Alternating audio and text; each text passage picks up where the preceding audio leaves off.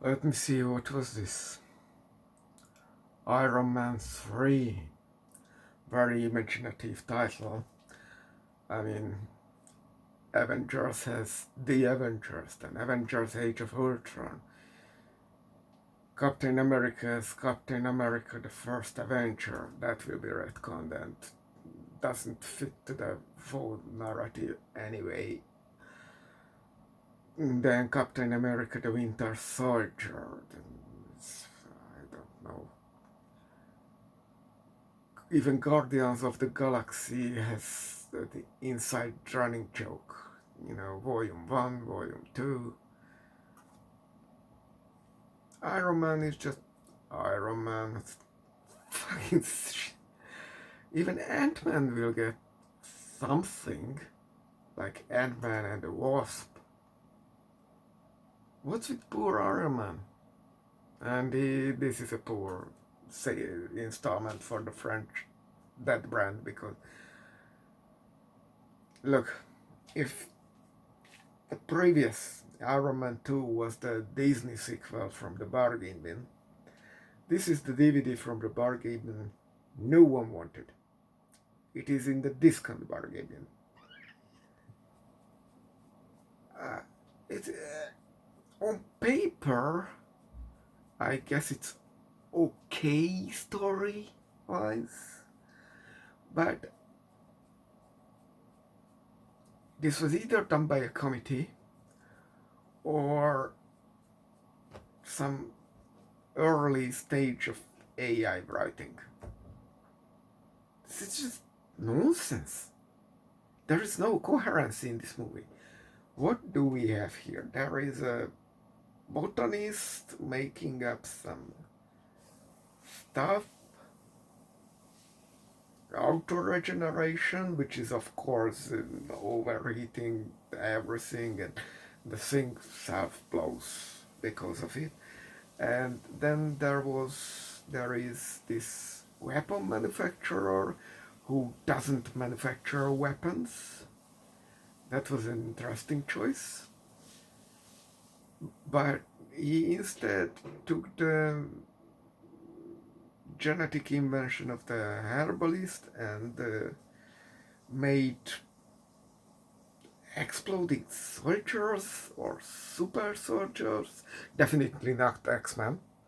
Anyone accuses X-Men being an X-Men ripoff will be sued, brought on court, Nintendo style. And these super soldiers can regenerate, even regrow limbs, and are super strong, and even breathe fire.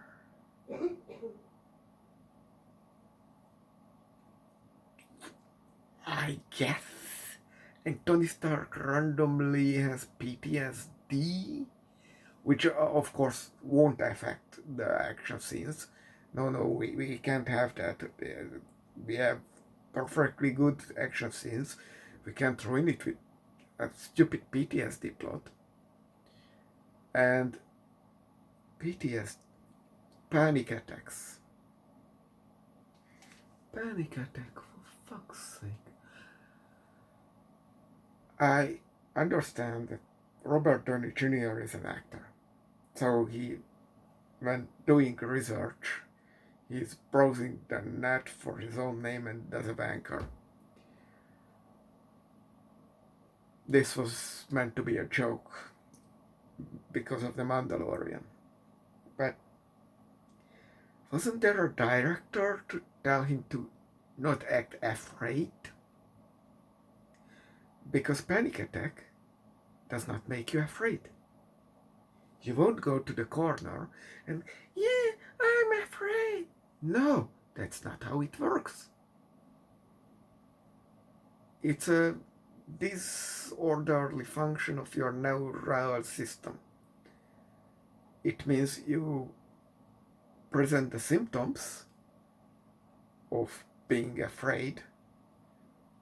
I mean, you will breathe faster, your pulse will go double the normal, and or something like that, and you will sweat, and probably your temperature goes up by a bit. But that's it. Your conscious self won't feel panicked, will feel normal. That is a dysfunction between the conscious and unconscious, not unconscious, but the, the physical self, the mental and the physical self. It's not a supernatural mumbo jumbo, just it's horrible representation of a psychiatric symptom. And as I said, it's worse that it doesn't affect any of the fighting.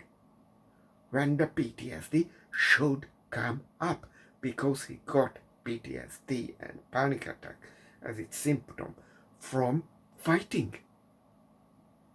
I don't know how he got panic attack from fighting, when he did already 2 movies before the Avengers just fighting. And they again do a Nintendo Pokemon thing, copy paste the previous movie. We now have again Iron Man suit robots.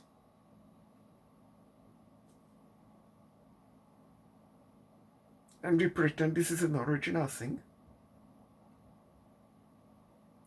And in the end, they blow it up. So it was for nothing. And why would I want to collect all the 42 merchandising opportunities when you blew them up? I don't want. If it would be preserved and continue in the franchise, then obviously I would want them. Or, the average customer of the MCU. At least the better ones if you are not adequately rich. But and what was the whole Tony Stark's involvement in the AIM project was again wishy-washy, and the last worst thing was Potts, the goop lady.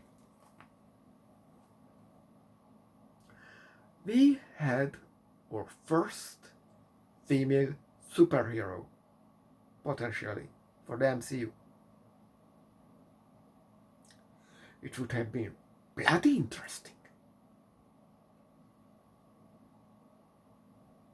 But no, it's like never happened. Tony Stark can now do anything, like in 10 seconds. Even time travel? That's an afternoon. Fuck's sake. I mean, who we have currently? We have the Hulk, who does nothing, but still male. We have Warmonger, or whatever, War Machine, who is at least in this movie. He doesn't really do anything, but that's a bone. I accept it. Male. Captain America. Male. Tony Stark. Male.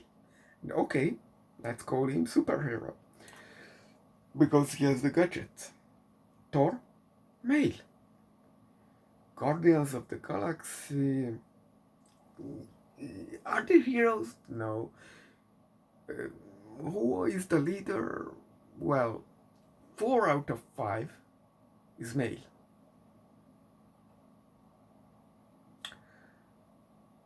Then we have Hawkeye and Black Widow, who are just ordinary humans. Why are they there? So I don't condemn. They doesn't matter. And then there is the Mandalorian, or who was this? Mandarin, yeah, the orange guy.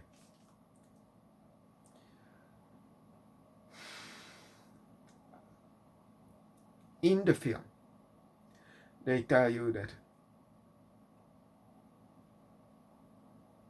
not X-Men guy, he came up with the whole thing. I don't know what was his plan. But okay, he came up with all of it. And Trevor just played the role. He didn't come up with the persona. He didn't come up with... Okay, he influenced the persona. Point taken. He didn't come up with the aesthetics.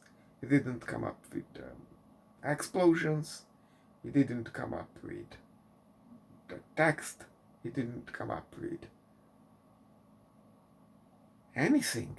Not even the name. And now we have a short because of the comic book fans. All hail the king. I would have my piece with this short.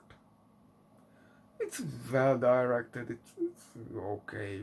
They even slapped on an Iron Man 2 cameo for the mid-credit scene because this is a 15 minutes short, so they can have that. Okay, fine. The involvement of the Ten Ring being pissed off that someone is personifying an Asian terrorist. I understand that they think is that they are Asian. They want to conquer Asia and Asian pride or something like that. Why they are all exclusively white people here, I have no idea. In the Iron Man 1, they were all kinds of people, mostly Arabs and Asian and maybe even some African people, whatever. But okay. But there is actually a person who calls himself a Mandarin. That's a bit too much. It was not the plan to have a real Mandarin. And if you have a real Mandarin, I would expect to have him in a movie or series or something. I heard nothing.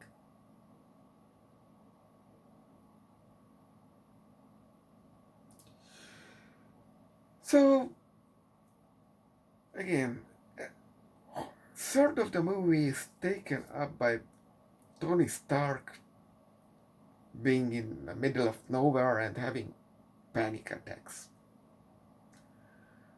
1/3 of the movie is this big fight against the not X-Men. Remember, everybody gets sued who even utters the word X-Men. And 1/3 of it is spent with... There is this terrorist guy blowing up stuff. It's just regular terrorism attacks, the X-Men plot, the PTSD. It's not connected, it's just there. And I just... What was that just a second ago? Oh, the bodyguard. He should have had been a lead. He should have get out of his concussion or whatever and tell Tony Stark that people are blowing up. Otherwise, why was he seen in the movie?